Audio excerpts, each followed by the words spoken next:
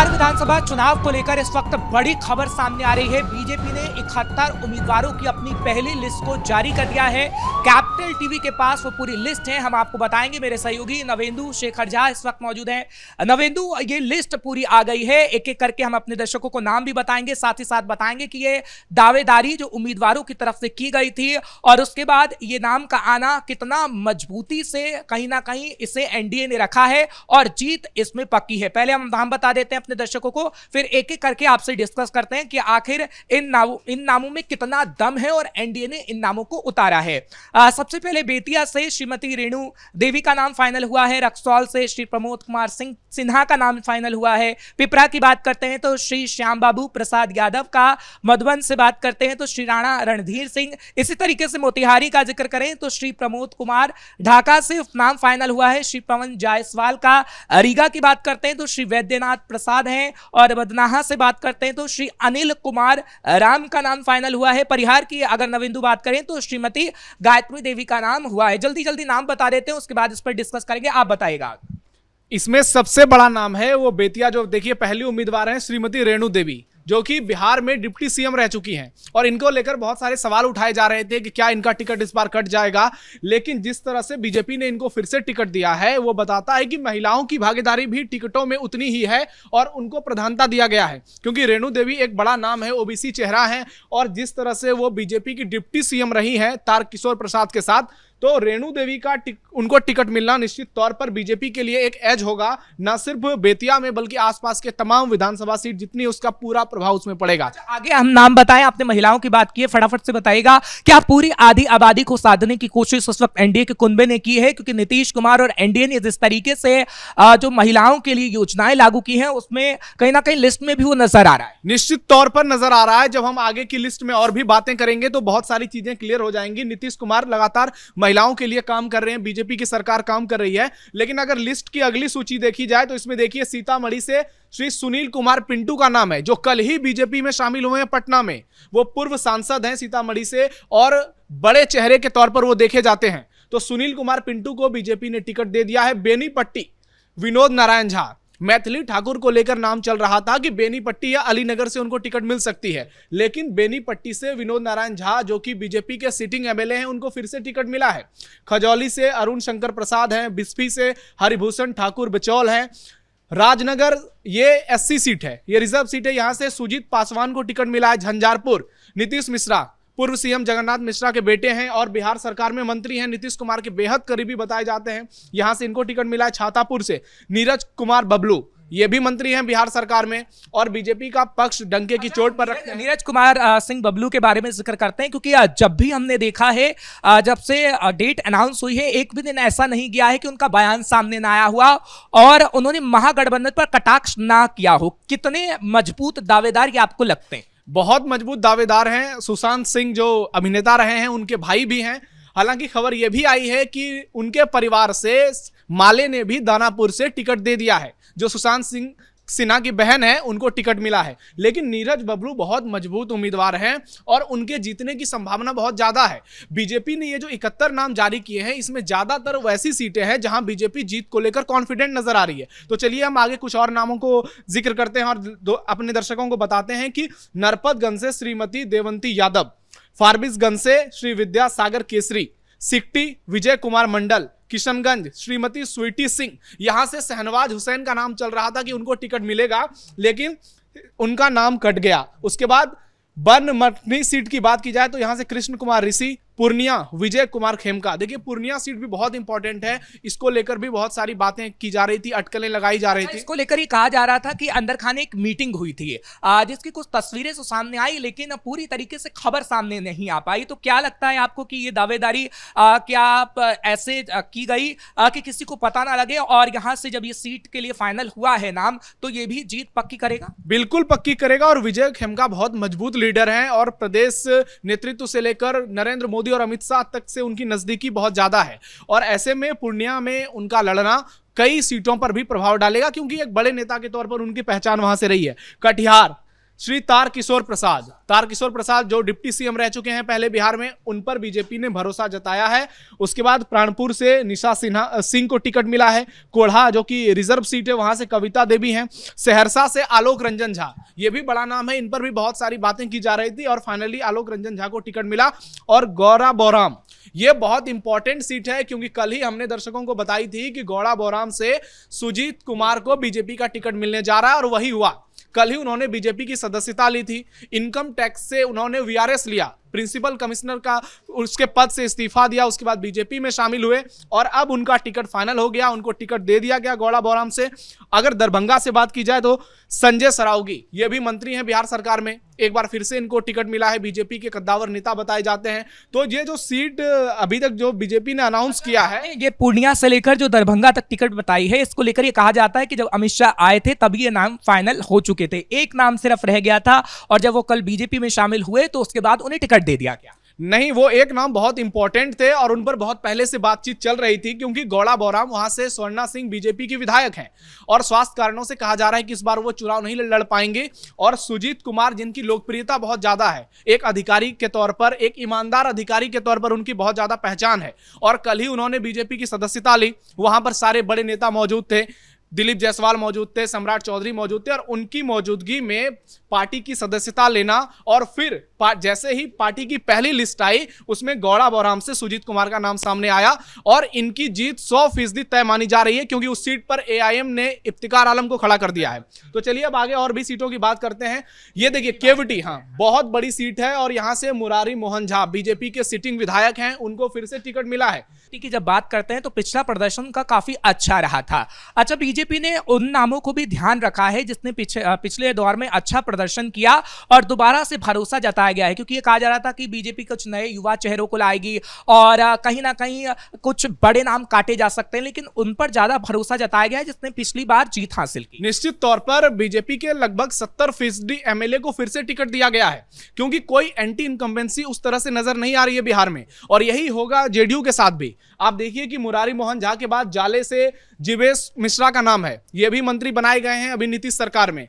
कुछ दिनों पहले जब मंत्रिमंडल का विस्तार हुआ था तो इनको उसमें जगह दी गई थी। औराई से रमा निषाद को टिकट मिला है, कुड़नी से केदार प्रसाद गुप्ता हैं, बरुराज से अरुण कुमार सिंह हैं, साहेबगंज से राजू कुमार सिंह हैं, बैकुंठपुर से मिथिलेश तिवारी हैं, सिवान मंगल पांडे, ये बीजेपी बड़ा है, बहुत बड़ा नाम है। और सिवान को लेकर पिछले ही दिनों खबर आ गई थी कि मंगल पांडे इस बार चुनाव लड़ने जा रहे हैं और सिर्फ मंगल पांडे ही नहीं, आगे हम दर्शकों को बताएंगे। अभी एक सबसे बड़ा नाम अभी उस खुलना बाकी है जो हम दर्शकों को बताएंगे। तो ऐसे में मंगल पांडे जो कि बिहार बीजेपी के एक बहुत बड़े चेहरे हैं और इस बार शुरुआत से ही यह आकलन लगाया जा रहा था कि बीजेपी इस बार कई ऐसे बड़े मंत्री को चुनाव में उतारेगी जो कि विधानसभा का चुनाव नहीं लड़ते हैं। अपने दर्शकों को बता दें, अभी ये आधी लिस्ट हमने आपको बताई है और थोड़ा सस्पेंस है, लेकिन नवेंदु और भी आगे बताएगा क्योंकि सिवान पर हम पहुंचे। सिवान के बाद कौन से और नाम है जिसमें कहीं ना कहीं चौंकाने वाले नाम भी हैं और वो नाम भी है जो कहीं ना कहीं अपनी दावेदारी को पक्की करते हैं और जीत हासिल करेंगे। बिल्कुल, हम आगे चलेंगे, लेकिन एक बात दर्शकों को और बता दें कि मंगल पांडे के आने से सिवान की पॉलिटिक्स में बीजेपी और ज्यादा मजबूत होगी क्योंकि वहां पर जेडीयू जो है वो भी ताकत लगा रही है बीजेपी के साथ मिलकर। और दूसरी ओर कौन है? मोहम्मद शहाबुद्दीन का परिवार, एक और जंगल राज वाले हैं और दूसरी ओर बिहार सरकार में स्वास्थ्य मंत्री हैं मंगल पांडे।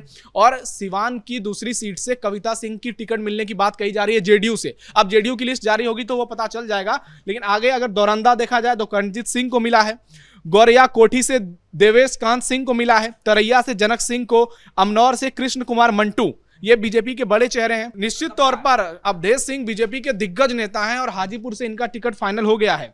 उसके बाद आप देखें लालगंज संजय कुमार सिंह, ये ऐसी सीट थी जिसको लेकर चिराग पासवान लगातार कोशिश में लगे हुए थे। लालगंज सीट वो चाहते थे कि एलजेपीआर के खाते में चली जाए, लेकिन बीजेपी, क्योंकि ये सीट पर जीती हुई सीट है बीजेपी की, इसलिए बीजेपी ने ये सीट नहीं छोड़ी।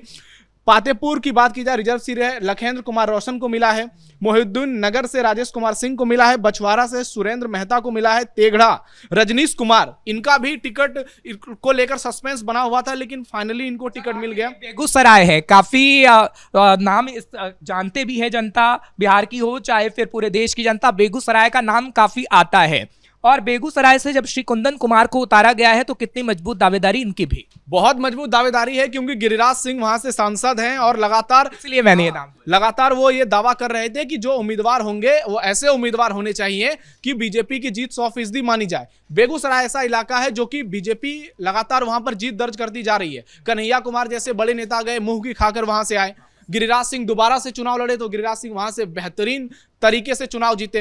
अब आप आगे की कुछ सीटों के बारे में दर्शकों को जानकारी दीजिए। देखिए, भागलपुर की अगर बात करते हैं तो श्री रोहित पांडे का नाम यहां से सामने आया। भागलपुर का थोड़ा ब्यौरा दीजिएगा, क्योंकि भागलपुर की अगर बात करते हैं तो आप वहां पे गए हुए हैं, आपने चीजों को समझा है। श्री रोहित पांडे का कमाल कितना आपको दिखता है? देखिए, रोहित पांडे की जीत पिछली बार तय थी। सिर्फ 900 वोट से वो चुनाव हारे थे भागलपुर में, और उसका कारण थे एलजेपीआर के जो अभी सांसद हैं खगड़िया से राजेश वर्मा, वो चुनाव लड़ गए थे। इस वजह से लगभग 20-22 हजार वोट उनको आया था। और रोहित पांडे जो कि एबीवीपी के कार्यकर्ता रहे हैं और एक बहुत ही सामान्य परिवार से आते हैं, और भागलपुर सीट को लेकर सस्पेंस इसलिए बना हुआ था क्योंकि पूर्व केंद्रीय मंत्री अश्विनी चौबे लगातार इस कोशिश में थे कि उनके बेटे अरिजीत शाश्वत को भागलपुर से टिकट मिले।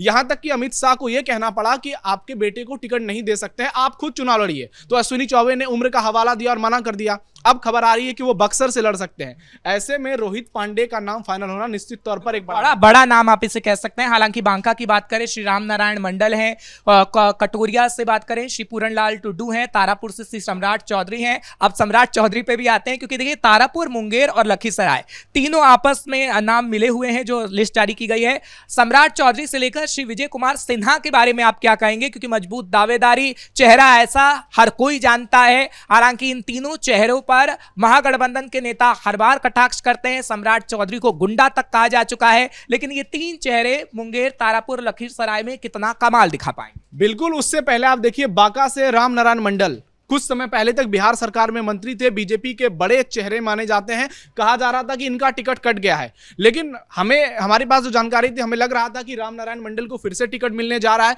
क्योंकि दूसरे कोई दावेदार बांका में बहुत बड़े नहीं थे, तो उनको मिला। कटोरिया से पूरन लाल टुड्डू यानी निक्की हेम्ब्रम का टिकट कट गया, जो बीजेपी की पहले एमएलए वहां पर रह चुकी हैं। और तारापुर, ये ऐसी सीट थी जिस पर पूरे बिहार की नजर है, क्योंकि सम्राट चौधरी का पैतृक इलाका है मुंगेर का तारापुर, और वहां से सम्राट चौधरी इस खुद डिप्टी सीएम है, बीजेपी के सबसे बड़े चेहरे हैं बिहार में।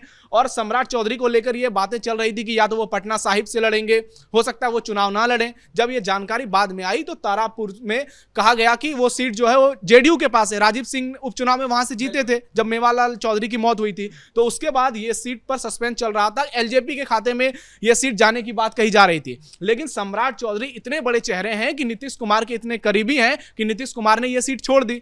और सम्राट चौधरी के भाई से आज ही हमारी बात हुई थी सुबह, रोहित चौधरी हैं, उन्होंने कहा था कि टिकट कंफर्म है। और महागठबंधन ने लेकिन बड़ा भुनाया था ऐसे कि सम्राट चौधरी और नीतीश कुमार की बड़ी खटपट चल रही है, वो सीट नहीं छूटेगी।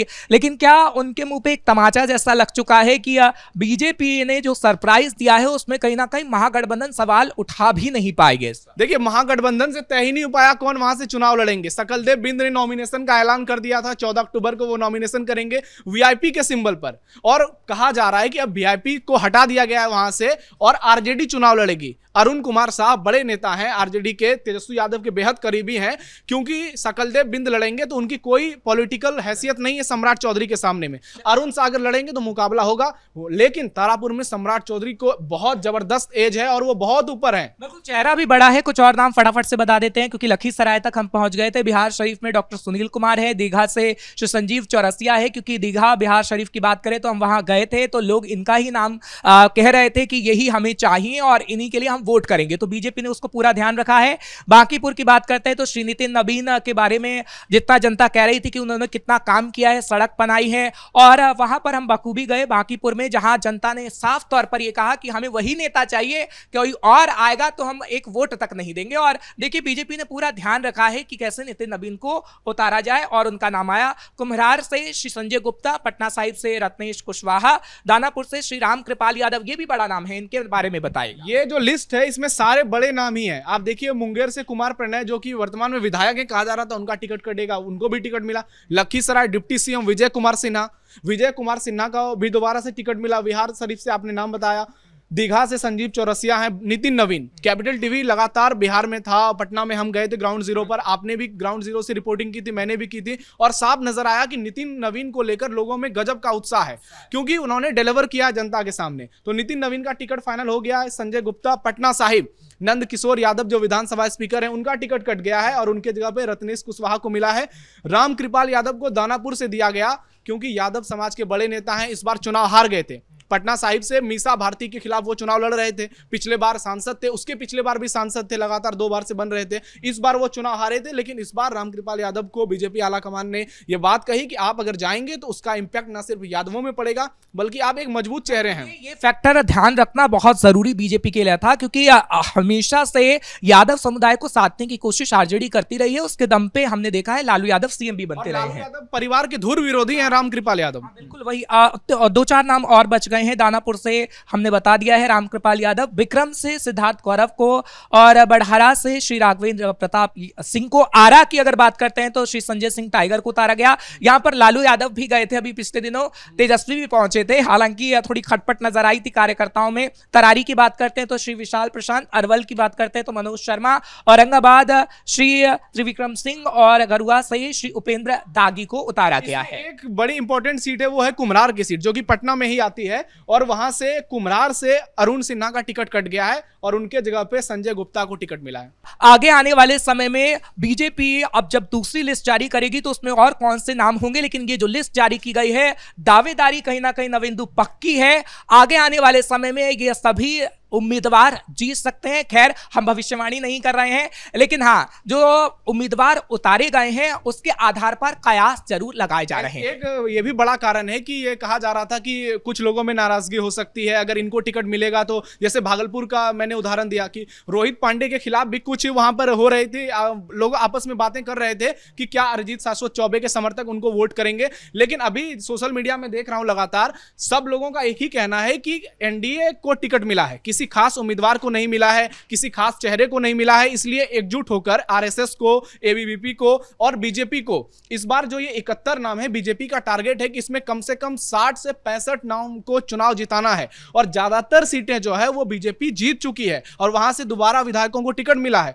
और बड़े नाम के आने से इसका प्रभाव और ज्यादा बढ़ जाता है। और इसमें आरएसएस की भी बहुत बड़ी भूमिका रही है, जिस तरह से आरएसएस ग्राउंड पर गया और वहां से फीडबैक मिला और उस आधार पर यह टिकट बांटा गया है। तो समझ लीजिए कि बीजेपी ने छक्का मार दिया चुनाव से पहले। बहुत बहुत शुक्रिया आपका। तो बीजेपी ने जो कमाल किया है इन उम्मीदवारों को उतारकर, अब देखने वाली बात होगी कि यहां पर बीजेपी कमल खिला पाएगी या नहीं, ये तो खैर वक्त ही बता पाएगा। लेकिन कैपिटल टीवी बिहार चुनाव से हर एक बड़ी अपडेट आपको सबसे पहले देगा। कैमरा पर्सन कुणाल के साथ मैं हर्ष भारद्वाज, कैपिटल टीवी बिहार।